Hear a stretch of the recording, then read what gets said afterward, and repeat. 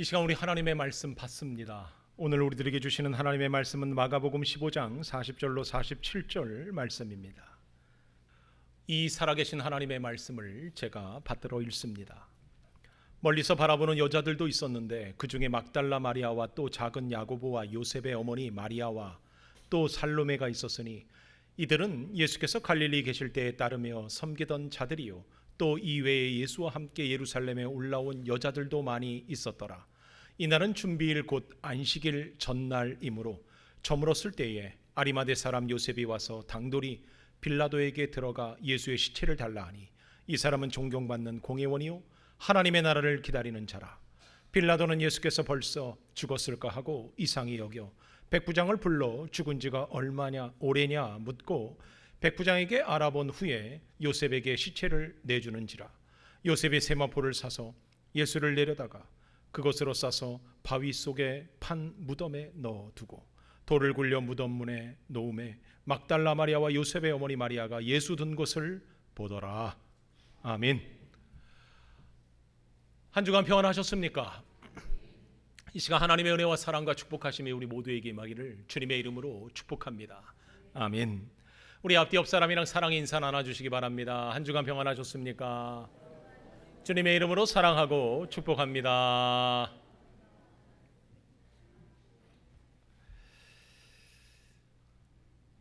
날씨가 아주 좋습니다. 할렐루야.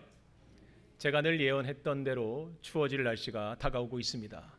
여러분 건강 유의하시고 이 좋은 날씨 좀 행복한 시간들 많이 가지시기를 부탁을 드립니다. 오늘은 제자에 대해서 좀 나눠보려고 합니다. 여러분 제자하면 어떤 생각이 번뜩 드십니까? 아마 대부분의 분들이 평생 우리가 배워왔지 않습니까?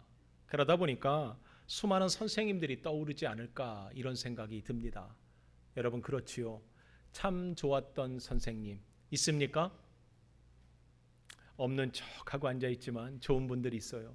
그리고 내 인생 가운데 잊고 살았던 아예 잊어버렸던 선생님들도 아마 있을 거라 생각합니다. 여러분 어떻습니까? 저는요 제자 이런 생각을 해보니까 언제부터인가 제가요 늘 배우던 입장이었는데 어느 날 가르치는 입장이 되어 있더라고요. 그러다 보니까요 한 가지 제 마음에 두려움이 착 밀려오더라고요. 왜? 이거 잘해야 될 텐데. 그죠? 왜요? 분명히 저로 인해서 좋은 영향력을 받는 분들도 있을 거라 생각합니다. 그러나 저의 미숙한 면, 저의 좀 못난 면, 제 잘못 이런 것들 때문에 나쁜 영향력을 받으면 어떡할까? 이런 마음 때문에요. 사실은요 두렵고 약간은 책임감 때문에 무겁다라는 게 아마 정확한 표현일 거라 생각을 합니다. 그러나 요즘 제자라는 개념 속에서 우리가 뭔가 가르치는 그런 학원들, 대학교를 우리가 들여다보면요 사실 제자의 양성이나 인격적인 사람을 키워낸다기보다는 언제부터인가 기업체가 원하는 부품을 찍어내는 그러한 장소로 바뀐 게 아닌가라는 생각이 들 때가 많습니다. 왜요? 요즘 지성인이라고 얘기하는 여러분 학생들 보세요. 지성인답습니까? 전 그런 모습 참 많이 못 봅니다. 오히려 안타깝죠. 배울 만한 사람이 배운 사람이 어떻게 저런 행동할 수 있을까? 여러분 그뿐만이 아니지 않습니까? 대학교의 교수님들 들여다봐도요 비리와 부정부패의 중심에 있는 모습들을 들여다보면 이게 학교에서 우리가 이런 모습이 얼마나 안타까운가. 여러분 그도 그럴 것이 요즘 대학생들이요 방학만 되면 자기 개발, 자기 발견을 위해서 투자하고 노력하는 모습보다 요즘 어떻습니까? 등록금 번다고. 정확하게 얘기해서 등록금보다 뭐 하는 겁니까? 용돈, 유흥비 벌려고요 시간을 다 보냅니다. 그러다 보니까 어떻습니까? 자기의 가장 중요한 젊은 그 시절을 그냥 어디 카페나 아니면 어디 일터에서 다 소비해버리는 그러한 아픔이 우리에게 그대로 보여지더라는 거죠. 이게 사회적 문제가 아닌가? 이 사회가 그렇게 만든 것은 아닌가? 그런 지성의 목소리도 우리가 있을 필요가 있다 생각합니다. 사실 학창, 젊음, 여러분 이거 어떻습니까? 저는 개인적으로 젊음 하면요, 야, 누가 밀지도 않았는데, 누가 권하지도 않았는데 해외 선교 가겠다고. 몰라요, 선교? 그거 가겠다고 제가 얼마나 돈도 모으고 제가 자취했거든요, 일찍부터. 그런데도 불구하고 시간 쪼개고 거기 간다고 막 세계 여행 가겠다고 막 난리를 치면서 준비했던 거, 부모님이 간신히 말려서 참았지, 만약에 그때 갔었으면 아마 어느 나라 처박혀 있을지도 모를 그러한 젊음 하나 믿고 여러분 얼마나 진짜 몸부림을 쳤는지 여러분 또 어떻습니까? 그런데 요즘 아이들 그렇습니까? 시대가 그런가요? 요즘 아이들 보면은요, 안정을 원합니다. 안정이라는 게 뭐예요? 빨리 직장 생활하고 싶다는 거죠. 빨리 돈 벌고 싶다는 거죠. 고지 뭐 고생, 젊었을 때 뭔 도전, 젊었을 때 뭔 열기정, 이런 거 필요 없다는 거예요. 그러다 보니까 목표를 잃어가는 어찌 보면 소극적 자세 속에 이 젊은이들 과연 우리의 미래를 맡길만 한가? 이 나라 이 땅을 이끌고 갈 그러한 지도자의 모습이 있는가? 이런 의구심마저도 듭니다. 배움의 자리에 있는 사람들이 인생의 좋은 선생님을 만나서 도전도 받고요, 인성과 지성을 마음껏 배우며, 그리고 그 배운 것을 간접적, 직접적 경험하여서 이 사회에 건전한 영향력을 가진 지도자로 나오는 것, 이것이 제자와 스승과의 관계 속에서 나오는 그러한 결과물 아니겠습니까? 가장 아쉬운 것은요, 요즘은 이 교육이라는 것, 이 스승과 제자라는 것이요, 방향성을 잃어가고 있다라는 생각도 듭니다. 왜요? 요즘 선생님들 뭘 가르칩니까? 제가 몰라서 물어보는 겁니다. 뭘 가르치고 있습니까? 우리 제자라고 얘기하는 학생들 도대체 뭘 배우고 있는 겁니까? 뭘 배우고 있는 겁니까? 뭘 가르치는지도 모르겠고 뭘 배우는지도 모르겠는 이 시대 속에서 그저 여러분 보세요. 학교는요, 한 인격체가 학교에서 배출되어져서 나라에 큰 영향력을 끼쳤다, 이런 거 자랑하지 않아요. 뭐 자랑합니까? 여러분 고등학교는 어느 대학 붙였다, 어느 대학 붙었다, 이거 자랑하지. 참 인격적인 아이, 참 훌륭한 선생님 밑에 훌륭한 학생이 나왔다고 그런 거에 대해서 관심 없습니다. 그저 대학만 많이 붙이면 되는 거예요. 여러분 대학은 또 뭐 자랑하는 줄 아십니까? 어느 기업체에서 많이 기업체에 들어갔다고. 여러분 어떻습니까? 저는요, 이런 모습 보면서요, 정말 마음이 불편한 것은 진정한 스승과 제자와의 관계성 속에서 우리가 요구해야 될 것이 무엇인가 한번 곰곰이 생각해 보게 되더라는 거죠. 왜 그러냐면요, 우리가 지금 머물고 있는 이 교회는요, 가장 중요한 신앙교육을 이루어지는 그러한 가장 중요한 교육기관입니다. 여러분들의 자녀를 책임지고 있고요, 여러분들의 인생과 여러분들의 영혼과 미래를 책임지는 곳이 바로 교회라는 것, 우리가 배움을 통해서 하나님을 알아가고 하나님의 사람으로 거듭난다라는 것, 이것을 우리가 인정한다면 이 배움이라는 것, 이 제자됨이라는 것, 우리가 좀 곰곰이 생각해 봐야 할 필요가 있더라는 거죠. 여러분, 그렇기 위해서 우리 교회는요, 교사됨을 많이 이루는 그러한 교회 되기를 소망합니다. 이 말은 무엇을 뜻하는 거냐면요, 여러분 우리들의 미래가요, 지금 아래에서 예배드리고 있는 아이들에게 달려 있습니다. 여러분 동의하십니까? 분명한 건 여기에 30년 뒤에 저 빼놓고 몇 분 없을 것 같은 느낌은 뭐죠? 여러분 우리의 미래가요, 지금요 헌신된 사람들을 통해서 지금 자라나고 있습니다. 그런데 우리 교회가 언제부터인가 교사가 너무 부족해요. 교사가 너무 부족해요. 대부분의 사람들이요, 안 하겠다고는 하는데 하겠다는 분들은 점점 줄어가더라는 거죠. 자격이 없어서가 아니에요. 충분히 알고 충분히 아이들을 케어할 수 있고 눈물로 그들을 키워낼 수 있는데도 불구하고 뭐 때문에? 귀찮아서, 힘들어서, 나에게 만족감이 없어서, 이런 부분들이 너무 아쉽다라는 거죠. 여러분 교사됨을 이루기 위해서 여러분 많이 섬겨주시기를 주님의 이름으로 부탁을 드립니다. 또 하나는요, 우리가 제자 양성하는 일에 우리가 온 전심 전력해야 될 줄 믿습니다. 이 이야기는 우리 교회가 더 교육에 열심을 내야겠다라는 거죠. 투자도 많이 하고 관심도 많이 갖고, 그리고 우리가 교육 미래를 위해서 우리가 열심으로 해나갈 때 우리 교회 미래가 있을 줄 믿습니다. 제가 이 얘기를 하는 이유는요, 아주 간단한 데 있습니다. 왜요? 예수님은 평생 뭐 하셨습니까? 제자 양성하셨다라는 겁니다. 오늘 본문도요, 우리들에게 이 제자에 대한 이야기를 하고 있어요. 오늘 본문의 주된 내용은 예수님께서 십자가에 못 박히시고, 그리고 예수님의 십자가를 운명하는 장면을 묘사하고 있지만, 그 주위에는 누가 있었습니까?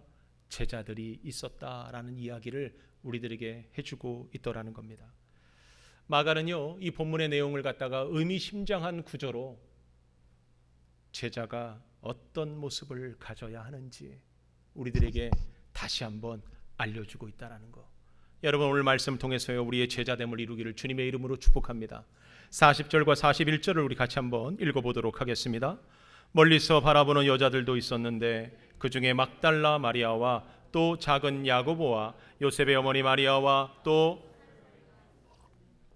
그들은 예수께서 갈릴리에 계실 때에 섬기던 자들이요, 또 이외에 예수와 함께 예루살렘에 올라온 여자들도 많이 있었더라. 아멘. 우리가 지난 시간에 우리가 구레네 시몬에 대해서 우리가 나누었습니다. 여러분 기억나시죠? 구레네 시몬은요, 억지로 뭐 했습니까? 십자가를 지었던 인물이었습니다. 그런데 그 억지로가 뭐로 바뀌었어요? 복으로 바뀌었습니다. 할렐루야. 그의 자녀들이요, 그는 단순히 억지로 십자가를 지고 갔을 뿐이었지만 그의 자녀들이 복을 받았다. 복을 받았다. 할렐루야. 복 받는 비결은 간단하다는 거죠. 억지로라도 하라는 거예요. 억지로라도. 그러면 복 받는다. 그런데 반면에요, 억지로라도 해서 복을 받은 반면에 자기가 스스로 자멸하여서요, 저주의 아이콘이 된 한 인물도 있다라는 거예요. 그가 누구냐면요, 본디오 빌라도라는 겁니다. 본디오 빌라도는요, 예수님이 죄가 없다라는 걸 너무나도 정확하게 알고 있었어요. 그럼에도 그가요, 자기에게 기회가 준 삶을 그가 송두리째 걷어차 버립니다. 어떤 삶이요? 더 나은 삶, 도덕적으로 바르고요, 윤리적으로 바르며 무엇이 옳고 그른지를 분명히 보일 수 있는 도전적인 삶을 그가 뭐 했습니까? 자기 욕망 때문에 자신을 속이고 사람들을 속이며 하나님을 거부하여 그가 어떻게 됐습니까? 저주의 대명사가 되고 말았다는 거죠. 심지어 자기 안에 있는 이기적 욕망을 감추려고 뭐까지 했습니까? 많은 사람들 앞에서 손을 씻는 그런 행위까지 한 자가 누구였습니까? 빌라도입니다. 하지만 구레네 시몬은요, 자신의 손해를 알고 있었어요. 사실요, 구레네 시몬이 십자가를 지지 않을 수도 있었습니다. 거부하고 도망가면요, 그걸 누가 잡겠습니까? 죽겠다고 하면요, 그걸 누가 지키겠습니까? 충분히 거부할 수 있었어요. 그럼에도 불구하고 자기의 손해가 있는 걸 알면서도 그가 감당했더니 그도 복 받았을 뿐만 아니라 그의 가정이 구원받고 복의 대명사가 되었다라고 말하죠. 반대로 빌라도는 어떻게 됐습니까? 자신이 선택한 결과로요, 2000년이 지난 지금까지, 여러분 놀랍지 않습니까? 빌라도가 누군지도 모르는 사람들이 대부분인데 우리나라요, 알지요? 몰라요? 알잖아요. 저주의 대명사로 모든 사람들이 고백하고 있다는 거죠. 뭐라고요? 본디오 빌라도에게 고난을 받으사 십자가에 못 박혀 죽으시고, 누가요? 예수님께서. 누구 때문에? 빌라도 때문에. 얼마나 수치스럽고 얼마나 비참한 인생이 되었습니까? 이처럼 오늘 본문에서는요, 두 분류의 제자를 우리들에게 소개해주고 있더라는 겁니다. 한 분류는 누굽니까? 주님을 끝까지 따랐던 제자들. 또 한 분류는 뭐예요? 자기의 욕망 때문에, 자기의 이익 때문에 예수님을 버리고 도망쳤던 제자들. 먼저 예수님을 끝까지 따랐던 제자들 중에 대표적인 사람이 누구냐? 여인이다 라고 본문은 말해주고 있습니다.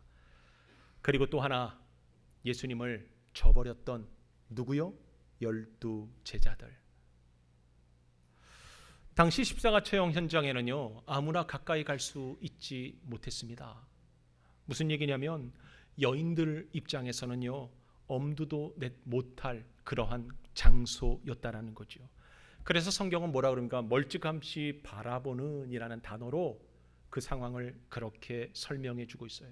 여기 바라보는이라는 데오레오라는 이 단어는요, 참 재밌는 것이 여성 복수 주격 능동태 현재 분사형으로 썼다라는 거예요.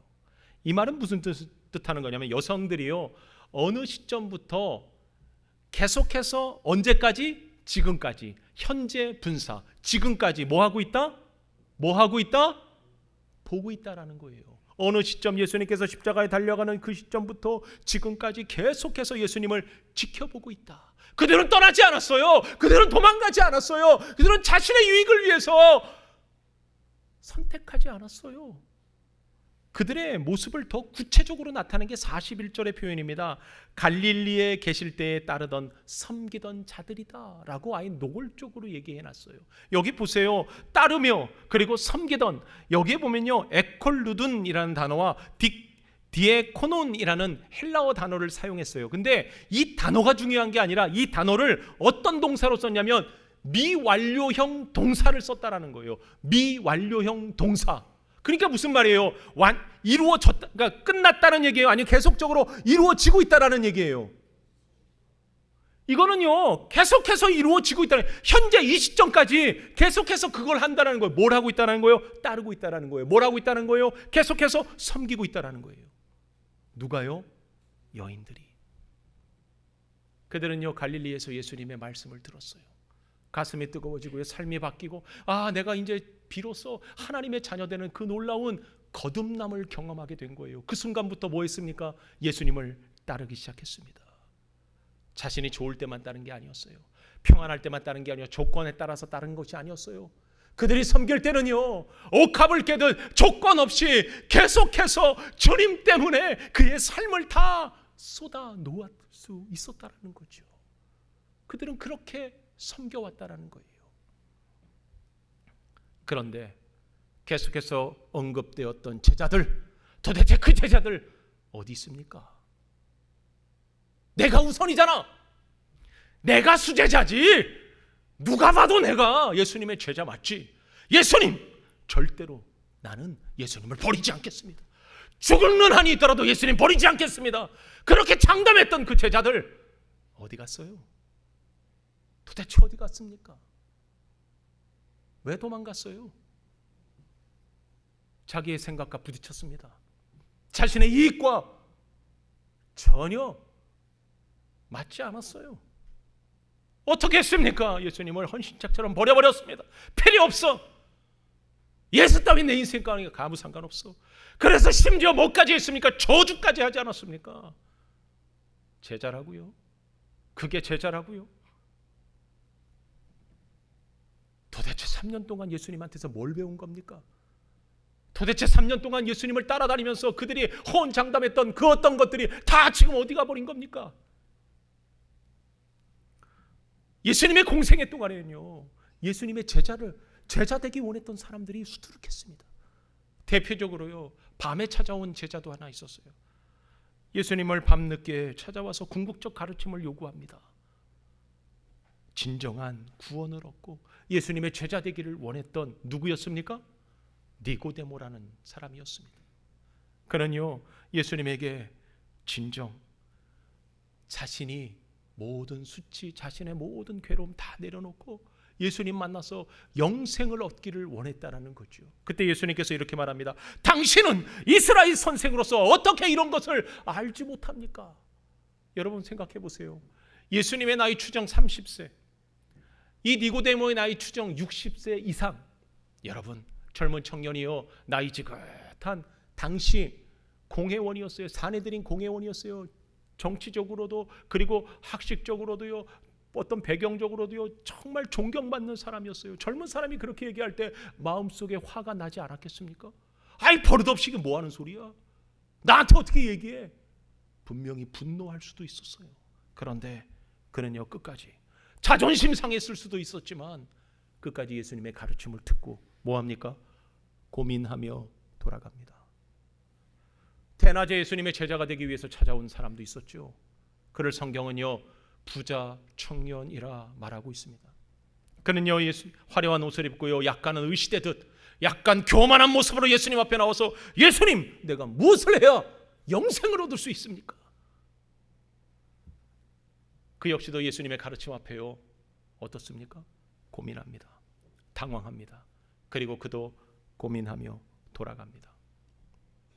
이들 역시 제자이길 원했어요. 그러나 제자였습니까? 제자일 수 없었습니다. 왜요?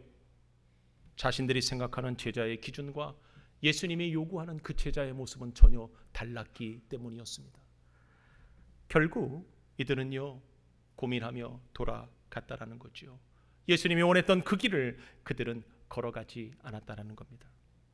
여러분, 그렇다면 바로 이 시점에 우리가 한 번쯤 우리에게 질문해야 될 질문이 있다라는 거 여러분 아십니까? 제가 여러분들에게 질문하겠습니다. 여러분 한번 들어보십시오. 나는 제자입니까? 저만 말고요, 여러분들한테도 물어보세요. 여러분은 제자이십니까? 제자이십니까? 왜 우리가 제자입니까? 분명 예수 믿어 구원받았지 않습니까?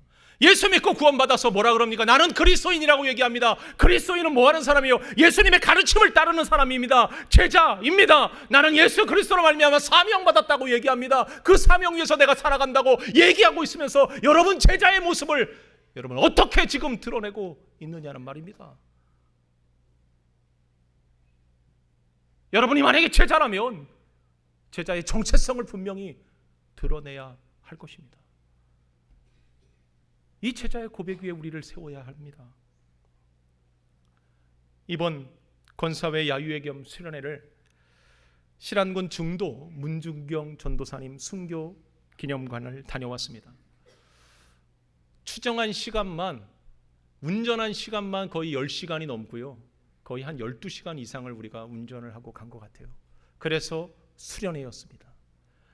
엄청나게 힘들고 어렵지만 우리가 그곳에 가서 한결같이 깨달은 한 가지가 있었어요.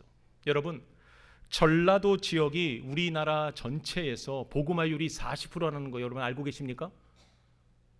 모르고 있으면 모르고 있다, 알면 알고 있다 표정을 해야 되는데, 여러분 그거에 대해서 경상도는요 10%도 안 된다는 거죠. 10%. 이해가 됩니까? 전라도 지역의 예수 믿는 사람들 기독교 복음화율이 40%랍니다. 우와, 대단하죠. 그런데 그 이유를 한결같이 한 여자 전도사님을 꼽고 있습니다. 그가 누굽니까? 문중경 전도사입니다. 그는 평생 예수 그리스도 복음을 전하는 일을 헌신해 오셨습니다. 그리고 마지막 죽기까지 예수 그리스도의 복음을 전하다 죽음을 맞이했던 정말 위대한 믿음의 순교자입니다. 우리는 생각해요. 제자라는 것이 뭡니까? 그가 왜 그렇게 희생해야 합니까? 왜 그렇게 섬겨야 합니까? 목숨까지 내놓으면서 우리가 왜 그런 신앙생활을 해야 합니까? 여러분, 우리의 이 복음이 위대하기 때문이라는 걸 우리는 알고 있기 때문입니다. 우리도 우리의 정체성을 드러내야 될 줄 믿습니다. 하나님께서 요구하는 건 내가 납득할 수 없고 내가 이해할 수 없어도 우리는요 이 복음으로 말미암아 하나님의 제자 되었고 하나님의 자녀 되었고 예수 그리스도의 제자이라면 우리는요 우리의 정체성, 우리가 해야 할 사명을 우리는 반드시 드러내서 보여야 할 것입니다.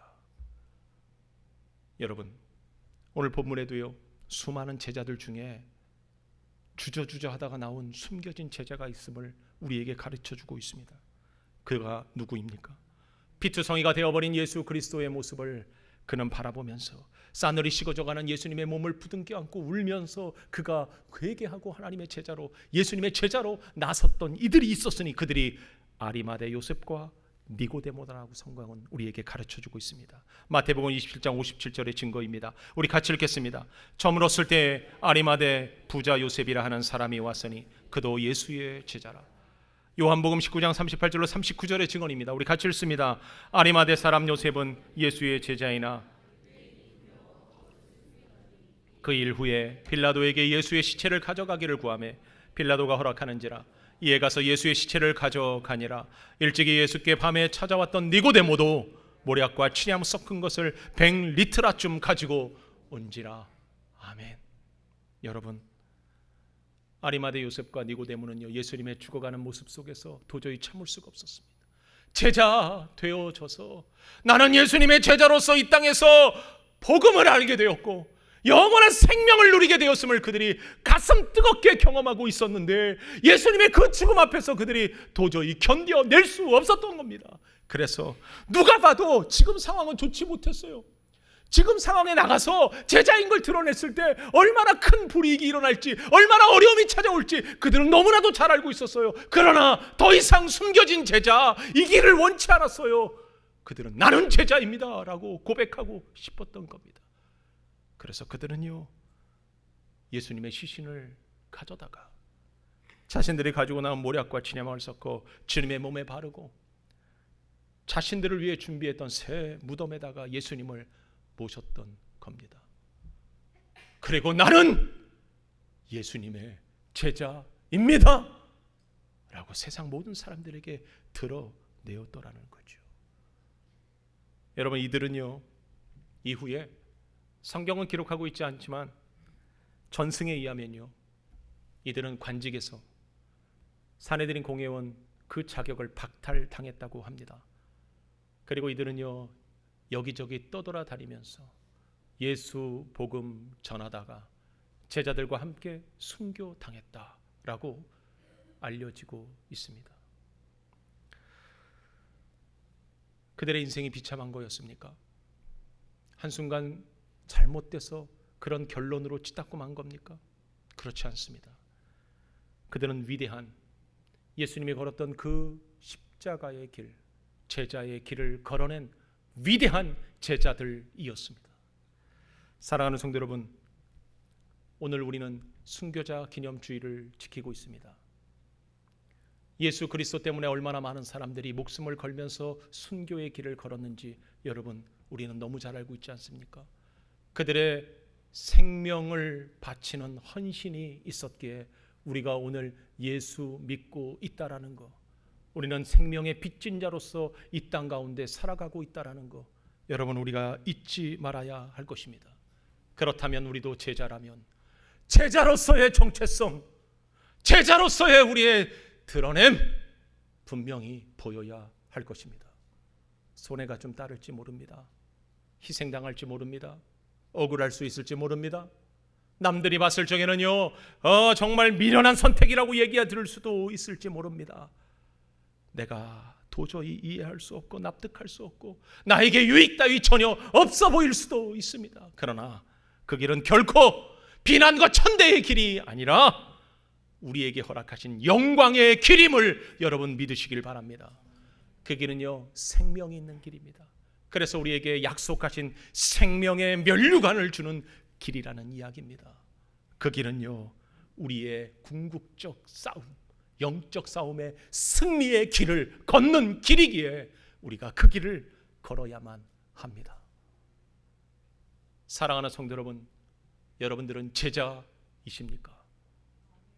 제자이기를 소원합니다. 제자이기를 소원합니다. 더 이상 내 이익 따위에 예수님 버려버리는 제자가 아니라 더 이상 숨겨진 제자가 아니라 담대하게 끝까지 주님 만나는 그날까지 이 제자의 길을 잘 걸어가 주님 앞에 당당히 서는 저와 여러분 되기를 주님의 이름으로 축복합니다. 기도하겠습니다.